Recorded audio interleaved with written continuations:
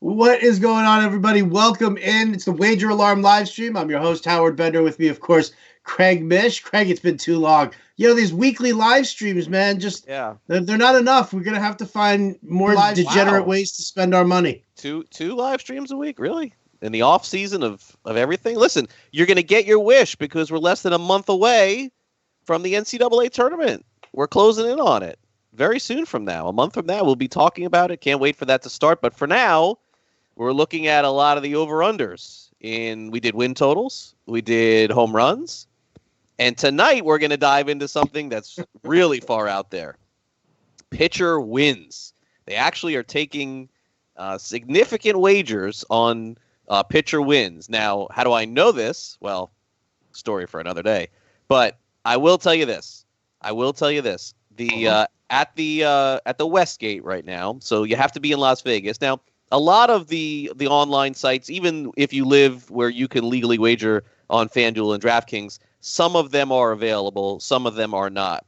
But I will tell you this, that it looks like that the max bet on any of the win totals and the home run totals is 2,000. So that's the most that you can get down on any of these. Maybe that's a lot to some of you. It is. Maybe it's a little to some of you. I don't know. However you guys decide to do your wagering. But so any of these numbers that we're going over, anybody who says, oh, that's an easy $1 million, well, you can't do it. You can't get down on it. So the max is 2. But again, you can work around that. I guess get your friends to go or do some other things to get that in. But anyway, we're going to go over pitcher win totals tonight. One piece of advice, very important before we start this live stream. Super important with the win totals, Howard. If you're going to bet the over on a pitcher win total in 2020, my advice, Howard, as you know, would be to wait right before the season and then do it. Because why in the world would you bet an over on a player that could get hurt between now and the start of the season? You're going to end up losing this bet.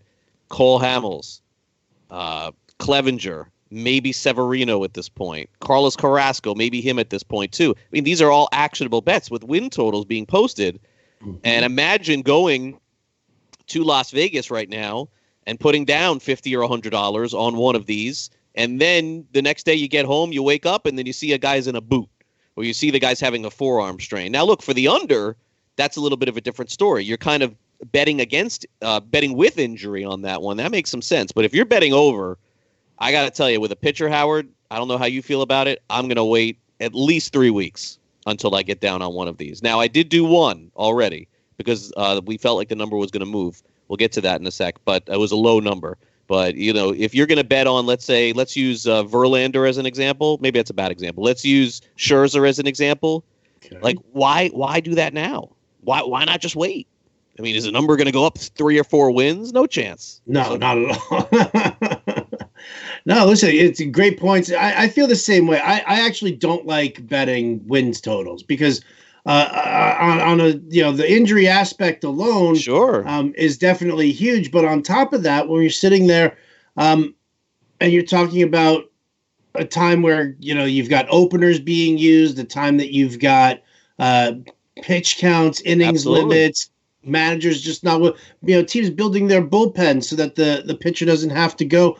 And wins is just, overall, in general, we know it's just a very arbitrary category anyway. We talk about that in fantasy all the time. A guy will pitch a fantastic game. He'll throw 8 shutout innings. The closer comes in, blows it for him, and there goes the win. So, Absolutely. It's that aspect of it and also the added injury aspect that really kind of keeps me, if I'm going to see him, it's got to be somebody who I think the number's too high, and then I'll bet the low. I'll bet the under on that. Yeah, and we'll go over these tonight. And look, it's that time of the year where, unless we're doing individual things on college basketball, and I'm really honestly not that strong with the NBA to keep it transparent with that. I don't really get involved heavily in the NBA. I think a lot of people know me for baseball being my thing as well. So even though wins are very hard to quantify, there's no doubt. Look, they're actionable bets that you can make right now, some online, mostly in Las Vegas. And let's be honest, would you rather take $50 or $100 and put it on one of these where we can give you an educated opinion, or put it on an XFL game? So I mean, for me, this makes a lot more XFL, sense. That's the comparison. That's the low bar that I have to set. It's a here. really low bar. I kind of feel like you're trying to push my buttons with the whole XFL thing. Well, I am so proud of you the way that you have clapped back at these people on the XFL this season. It has been very impressive. As one of the least exciting things I've ever witnessed on television. Just such poor play. But anyway, so let's kind of dive into some of these win totals. We'll give you our opinions on these. We're going to start at the top, go to the bottom. One thing that has changed significantly through the years, as Howard mentioned, openers, injuries, everything else. No pitcher with a win total of 20 wins on the season. That doesn't exist anymore. Getting to 20 wins is a huge accomplishment now in baseball. Getting to 19 wins is a huge accomplishment. The prop is 20.5 for any pitcher. 20.5 is the prop. That's incredible. Think about that. One person did it last year. Was it one win? That's it. So years ago, when you had these props, and you had Roy Halladay and Johan Santana and Pedro Martinez, and when these existed, and they didn't come out until late March, by the way. Yeah, I mean, you had props of those guys potentially at 17, 18, 16.5. The highest individual win prop for any pitcher, Howard, is who? Tough guess this year. It's the easiest one on the board. The highest one? Yes. Gerrit Cole. Gerrit Cole, of course, with the Yankees. Easily. So we'll start off with him. 15.5 is his number this year. There's no question that if there's anyone that you would bet on winning 20 games, it would be him. Plays with a great offense, clearly. Plays with a great bullpen, clearly. Has not had, I don't think, virtually any injury history whatsoever over the course of his career. The only thing that you would play against it is there a difference going from Houston to New York? I don't see there being a huge difference. He still gets games against Baltimore, some against Toronto, and a Boston team that potentially isn't really as good. I usually don't get involved in any of these. If I had to lean any certain way with Cole, it would probably be over, because I do think that he's in store for a big season with New York, and he's getting paid like it too. But this is one that I would pass on, 15.5. Yeah, again, there's a lot I'm not going to touch with that, especially. I don't mean to bring in the whole Astro situation right now, but I mean, if you looked at the numbers at guys like Cole and guys like Verlander, Verlander resurrected his career going to Houston. Cole went from here in Pittsburgh to here once he went to Houston. Now he comes to Yankee Stadium. You're pitching on a bigger stage. It's very interesting to me. It's also, a lot more hitter friendly in the AL East. So I've got some concerns for him. I won't touch it. Maybe that's just me actually just growing up a Yankee fan to always be skeptical of the big money pitcher coming in and suddenly dominating. So I'm a no bet on this one. I understand the over just simply for the fact that it's the Yankees and the run support that he's going to get. But, new pitchers moving to Yankee Stadium on big contracts always scare me a little bit. Yeah, I don't know how you feel about this one either, but the Yankees bullpen, arguably probably a top 3 bullpen, I would say, in all of Major League Baseball. Easily. So does that make it more conducive for Cole to win games because they'll be up in games and the bullpen would hold it? Or is it less conducive because if he gets to the 6th inning and the score is close or tied, they would bring in the bullpen to save the game at the end? It's kind of double-edged there, I think, on that one, because they could go both ways. I mean, you would think the better half of it is that the Yankees are up 3-1 in the 7th. Cole comes out 7th, 8th, 9th. They bring in 3 great pitchers to close it out. But at the same time, do they pull the trigger early on some of their pitchers too, like they did on Tanaka the last couple of years? Well, that's the thing. It's also a concern that you have to worry about. Do they have to? Does Aaron Boone have to manage that bullpen in the sense of? I need Cole to go out and get me 7 innings, regardless of what he's doing. If Severino's down, that's a good point. Severino's down.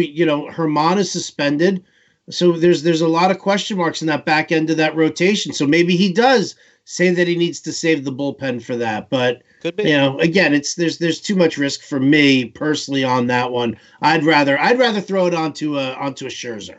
Okay, well, we'll move down to the 14.5. And there were only 2 pitchers, believe it or not. We're already down to 14.5 wins for the season. Feels low with all these totals, but this is the reality of the game. Yeah. Scherzer, 14.5. Verlander, 14.5. Look, Scherzer, if he makes 30 starts, Howard, he's going over this number. You can't even get him out of the game. He's not going to come out. It's all about health with him.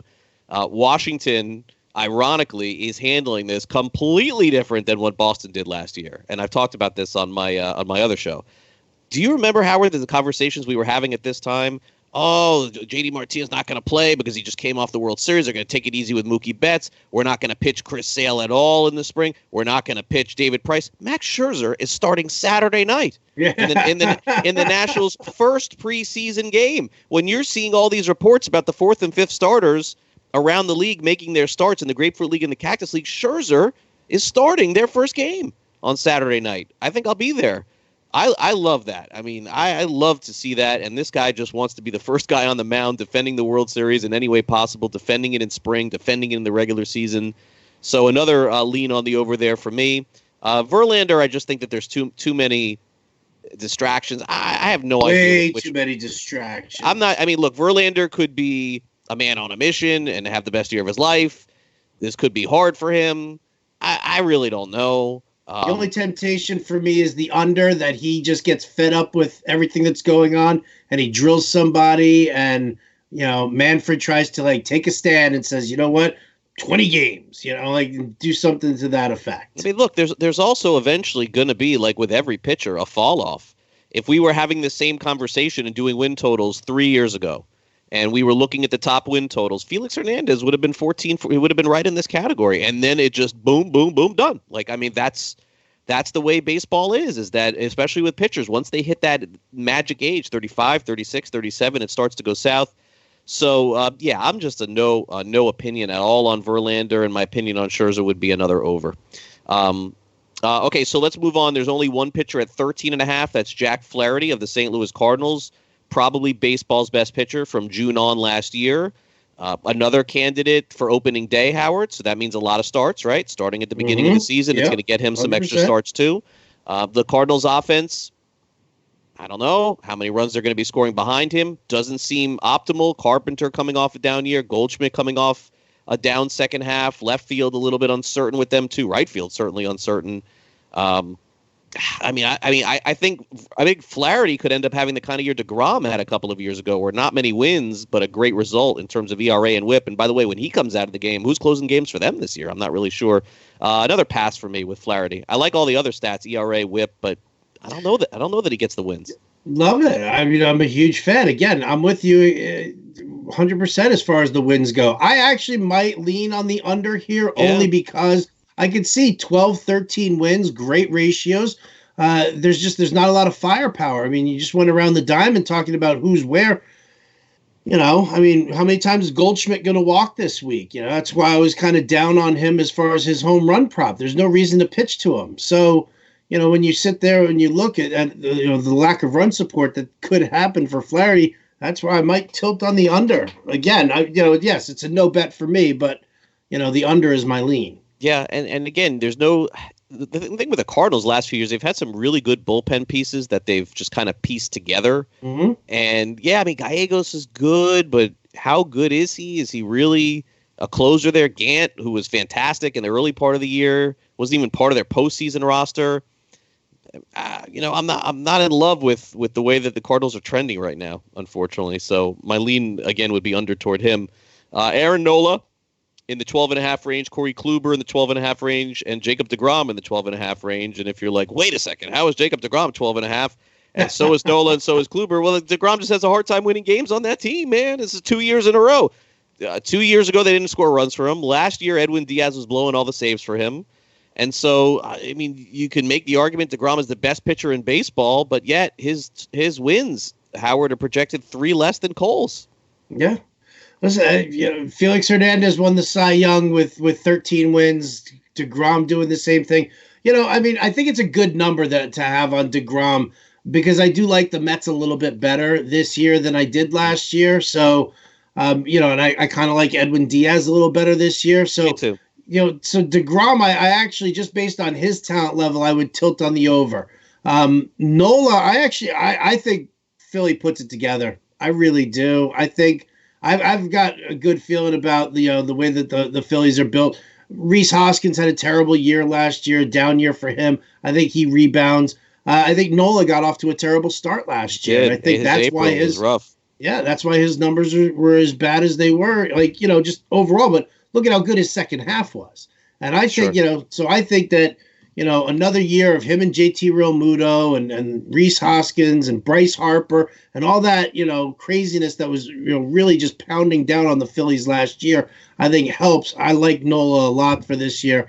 I'll definitely take the over on that for him. Yeah, but I won't bet it until Of course, yeah. Girardi will be good for Nola also. Oh yeah. Yeah. My only concern with Nola is a similar one with St. Louis, but even worse. I got to tell you, the Phillies may have the best team, worst bullpen in the majors. Like, I don't know what they're thinking going into this year with the 7th, 8th, and 9th inning. They are really going to have to get some bounce back performances from Sir Anthony Dominguez and some of these other guys, hoping that they're healthy, because it was just a disaster for them all of last year. So Kluber 12.5. I mean, do we really know what that park is going to be? I'm not sure. I would lean under. I mean, he was hurt last year, but was it his fault? He got shattered by a line drive. But he's like a nightmare in the month of April anyway. His performance wasn't that good when he was healthy last year either. So I'd lean under. Okay, also 12.5, Howard Kershaw at 12.5, the lowest number probably of his career. And Patrick Corbin is also at 12.5. How do you feel about those two? Listen, for Kershaw, I would lean on the over. I understand that he's got the back issues and what it's been for the last 2 seasons. I also think that the Dodgers are built for bigger games this year. I think they're really, you want to talk about going all in. I'm all in. Get me Mookie Betts. Get me the rest of this.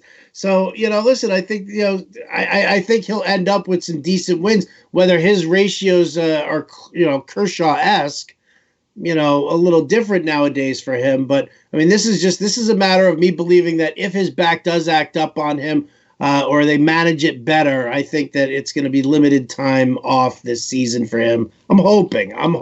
Yeah, I mean, look, he won 16 games last year. He made 29 starts. People, dub him as injury prone, but I mean, really, how many starts did he miss on the year? 1, 2. The year before he made 26 starts, he only won 9 games. Exactly. But provided that he gets close to that number again, I think that he will go over it. So I think that there's, certainly a chance of that. Look, Patrick Corbin's on a really good team too, Howard. Like that's a solid team in Washington. So we could have 3 guys, him, Strasburg, and Scherzer, all winning 15-plus games. That's certainly a possibility. Blake Snell's number is at 11.5. So let's now turn to the Cy Young Award winner of 2 years ago. Had injury issues last year. I mean, which Snell are we getting? Are we getting last year's or 2 years ago? You know what? And for that, it's a no bet for me at all. I mean, if he comes out and he pitches as poorly as he did last year, then we're looking at an opener. We are looking at innings caps. We are looking at them handling him differently. He's not Charlie Morton where he's just going to go out and throw 6 innings, rain or shine. And either it's going to be good or it's going to be terrible. His bad has been really bad. So I kind of feel like, I just don't want to touch it with the Rays and how they're going to handle him and not knowing really which guy you're going to get. Sure. Okay, Brandon Woodruff, we can move down to him, and then we'll knock out a few more for you guys here tonight. Woodruff's is 10.5, Shane Bieber 11.5. We'll get to Bieber in a second. Woodruff, Howard, last year, and I mean, the general thing that people are just doing is when they're drafting Woodruff in fantasy and when they're discussing him is simply extrapolating the numbers from last year, making the assumption, okay, he's going to go from 120 innings to 150 or 160. He's going to go from 22 starts to 27 starts. He won 11 games last year, only lost 3, 10 strikeouts per 9, made the All-Star team. And you know what, Howard? If he makes 30 starts, this is probably an easy over. But is that going to happen? Are his innings going to go from 120 to 150 or 160? I feel uncomfortable predicting innings and predicting success that has never happened before and just simply saying it's guaranteed to happen. I can't do that. As we get into some of the lower win totals, it's easier for me to do that because what are you really betting on? You're betting on not as much predictability, not as much wins. But here you're being asked to go over 10.5 on Woodruff. Yeah, that's the thing. He is getting a ton of buzz. You know what I find funny is I would be more inclined to go with the over if he were like 23, 24 years old. Like if like all of a sudden, you're looking at him and it's his third season, and you're like, oh, he could probably, pitch through this and it'd be great. You look at his numbers, innings wise, and he's never done it. Like he's never been, sure, a heavy inning guy. And I worry that, he's a guy who limits. I mean, we know how they love doing their bullpen in Milwaukee. But I mean, I think, as a 27-year-old, I think if he had that dominant of stuff, then we would have seen him earlier. Like, why haven't we seen him earlier? Yeah, he's had injury issues. Well, so yeah, I'm going to put an over on that. I would not. I would not as well. I would go under. So now here's an interesting one because Shane Bieber is at 11.5. And I think that if you're thinking of an over, there's really a lot to like here. He threw 214 innings last year. He won 15 games last year, struck out 259 batters, finished fourth in the Cy Young Award, and basically went from 114 innings to 214 innings. Every single prognostication has him winning more than 11 and a half games. And if the concern is, well, Shane Bieber is not the number one there, that's Clevenger, not the number two there, that's Carrasco, wasn't the number three there, that was Kluber. I mean, Shane Bieber could be the opening day starter for the Indians at this point. And look, there should be the opening day starter. He is. I mean, he's got to be. Yeah. Clevenger's going to miss the first month, and then Carrasco with the leg. Yeah. Got the leg issue right now. We know he's got the blood disorder.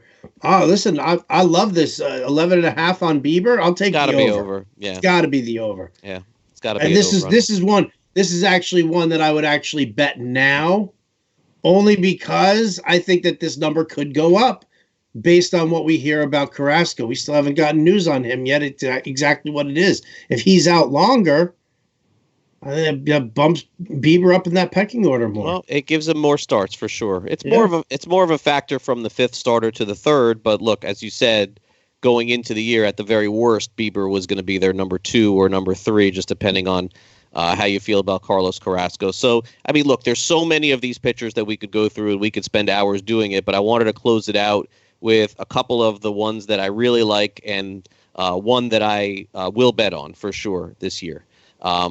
My favorite one of the bunch, Howard, is Zach Gallen of the Arizona Diamondbacks. Yeah, we've been talking about that for a little while now. Just a shockingly low number for me at 7.5 wins. I don't buy any idea that he's not going to be in the rotation. And when I see the pitchers who are ahead of him, you have Madison Bumgarner from the left side. You have Robbie Ray from the left side. I mean, they're not going to throw lefties back-to-back. So assuming Bumgarner starts opening day, I think there's a good chance Zach Gallen is going to start the second game of the season for the Diamondbacks. I saw him pitch in Miami last year. I was told by people in the organization that maybe he was their very best pitcher. I understand what Miami did. They wanted a shortstop in the future, so they traded for one they think is one in Jazz Chisholm. But if Zach Gallen makes 30 starts, this is flying over 7.5 wins. I think this is just way too low, and this is my favorite one of the season in terms of the win totals. Good talent for him. Strong run support from the Diamondbacks. Good solid bullpen. To maintain. Mm-hmm. Absolutely, I love that. I love that one. Yeah, my favorite on the under on the lower numbers is Marco Gonzales. I know that 8.5 doesn't seem high. So mean. Poor Seattle. I mean, but Seattle, like, who is their bullpen? Like, who's getting outs for them? Who's scoring runs for them? Stop! They're already dead. Leave them alone. Do you think Marco Gonzales wins 9 games? No, I don't. Yeah, I don't see that. And they just signed him to a 3-year deal, so it's not like you can say, like a Caleb Smith. You can't say, well, he's going to end up getting traded to a contender and he's going to make more starts and he's going to be used there. You can't say that about Marco Gonzales. That he's sitting at like 6 wins and then he gets dealt. No. And look, and he's been a phenomenally durable player and gets deep into games, which is why he won so many games last year. But Seattle's bullpen was actually pretty good last year, and I don't see a repeat of that happening. And I think a massive pullback on Gonzales is coming this year. And then the final one, a lot of people are betting. This is one of the most popular over bets that we can close it out, and I'll ask you about this one. But I like Gallen a lot more at 7.5, Howard, than I do at Chris Paddack at 8.5. But that is the most popular bet right now out there. Look, a lot of people think San Diego is going to be much better. You go around their diamond, they do look phenomenal. They've added good bullpen pieces. Pomeranz now could come in the 6th, 7th inning. They did not baby Paddack last year. They let him go right up until the end of the year. He's got dynamic stuff, maybe stuff-wise, top 5 in the National League. I think that's fair to say, too. Yeah. But the total, it feels low, but I don't know. I can't pull the trigger on this one. I don't know why.